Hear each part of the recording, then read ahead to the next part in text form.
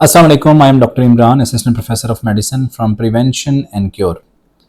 आज हमारी talk hyper triglycerides के बारे में है। ट्राइग्लिसराइड्स जो आपके कोलेस्ट्रोल कंपोनेंट है उसका एक कंपोनेंट है, और उमूमन ट्राइग्लिसराइड्स के फिफ्थ जो होता है वो कोलेस्ट्रोल का पार्ट होता है, और ये बैड कोलेस्ट्रोल में समझा जाता है। जितने भी कोलेस्ट्रोल्स हैं वो बैड कोलेस्ट्रोल में समझे जाते हैं, एक्सेप्ट HDL जो कि गुड कोलेस्ट्रोल होता है। ट्राइग्लिसराइड्स की नॉर्मल वैल्यू अमूमन 150 से नीचे होनी चाहिए। बहुत से लोगों की डिफरेंट रीडिंग्स आती हैं, जिसमें लोगों की बाज़ दफ़ा रीडिंग्स 250 की रेंज में, किसी की 500 की रेंज में, और बहुत से लोग हमने ऐसे भी देखे हैं जिनके ट्राइग्लिसराइड 1000 से ऊपर भी होते हैं।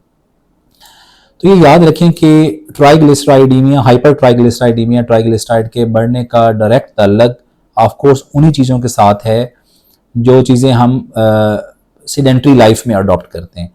मतलब आज की जो फैंसी लाइफ है उसमें वर्जिश का ना करना और एक्सरसाइज का ना करना, प्लस जो आपकी डाइटरी मॉडिफिकेशन है, डाइटरी चेंजेस हैं, जिसमें टॉप ऑफ लिस्ट आपकी हाई कार्बोहाइड्रेट है, मीठा ज़्यादा खाना, या आपके जो हाई फैट इंटेक होती है, इससे ट्राइग्लिसराइड बढ़ते हैं। हाइपर ट्राइग्लिसराइडीमिया, ट्राइग्लिसराइड्स अगर आपके बढ़ जाएं तो उसके क्या कॉम्प्लिकेशंस हो सकती हैं।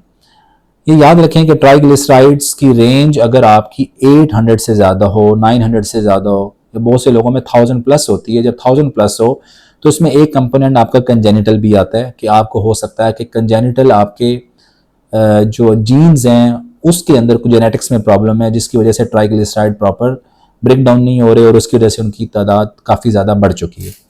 जब ट्राइग्लिसराइड एक हद से ज़्यादा बढ़ते हैं, स्पेशली जब 500 प्लस जाते हैं, तो कॉम्प्लिकेशन आने के चांसेस हो। 1000 प्लस में तो डेफिनेटली कॉम्प्लिकेशन आती है। इसकी कॉम्प्लिकेशन में नंबर 1 वही जो आपके हार्ट अटैक की कॉजेज़ हैं, कि नालियों के तंग होने की जो शरह है वो नॉर्मल पर्सनस के हवाले से बहुत ज़्यादा होती है। एक काम ये हो सकता है, हार्ट अटैक्स का चांस बढ़ सकता है, फालिज का चांस बढ़ सकता है, नालियाँ आपकी क्लोज हो सकती हैं। सेकेंडली, जब ट्राइग्लिसराइड लेवल आपके 800 से ऊपर जाते हैं तो ज़्यादा चांसेस आपके पैंक्रियाटाइटिस के होते हैं। पैंक्रियाज एक जिस्म के अंदर ऑर्गन होता है जो कि इंसुलिन बनाता है, और जब ट्राइग्लिसराइड बहुत बढ़ जाते हैं तो आपके लुबे की पैंक्रियाज की सोजिश हो जाती है, जो कि एक डेडली बीमारी है, और उसमें सिवियर आपको पेन हो सकती है जो कमर में जाती है, और उसकी अपनी कॉम्प्लिकेशंस भी होती हैं, और ऐसे पेशेंट को अमूमन हॉस्पिटलाइज करना पड़ता है। थर्ड, इसके साथ फैटी लिवर बहुत कॉमन है। जब आपके ट्राइग्लिसराइड बढ़ते हैं तो ऑफकोर्स आपके लिवर के ऊपर भी फैट आता है, आपकी सेंट्रल ओबेसिटी भी बढ़ती है, और बाकी जो रिस्क फैक्टर होते हैं मोटापे के साथ वो भी आना शुरू हो जाते हैं।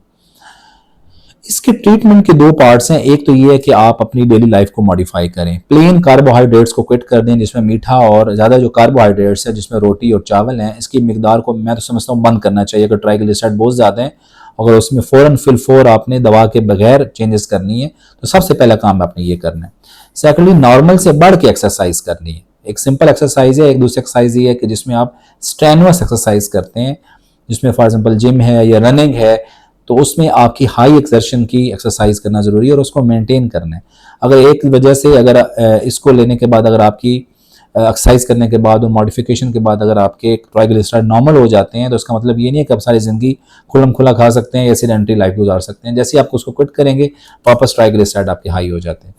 अगर आपकी डेली लाइफ मॉडिफिकेशन प्रॉपर काम नहीं करी है, आपके ट्राइग्लिसराइड बहुत ज़्यादा है, जैसे अगर 300 से ज़्यादा आते हैं, किसी के 400 हैं, किसी के 1000 की रेंज में, तो उसमें ना सिर्फ आप ट्राइग्लिसराइड को ट्रीट करते हैं, डेली लाइफ मॉडिफिकेशन करते हैं, बल्कि उसमें मेडिकेशंस को भी ऐड करते हैं। जो सिंपल कोलेस्ट्रॉल को कम करने की दवाइयाँ, उसके अलावा कुछ दवाइयाँ होती हैं जिनको हम अमूमन फिनोफाइब्रेट्स कहते हैं, उसकी डोज को एडजस्ट किया जाता है, और वो खाने के दरमियान दवाएं ली जाती हैं, और हर 2 से 3 माह के बाद टेस्ट को चेक करते हैं ट्राइग्लिसराइड्स को ऑप्टिमल कंडीशन में रखने के लिए। Of course with daily life modification. जो लोग सिर्फ दवा खाते हैं लेकिन डेली लाइफ मॉडिफिकेशन नहीं करते, जिसमें चंक ऑफ आपका जो पोर्शन है वो आपका फूड की तरफ से आता है, और ऑफ कोर्स स्ट्रेनुअस एक्सरसाइज भी उसमें मेजर रोल प्ले करती है।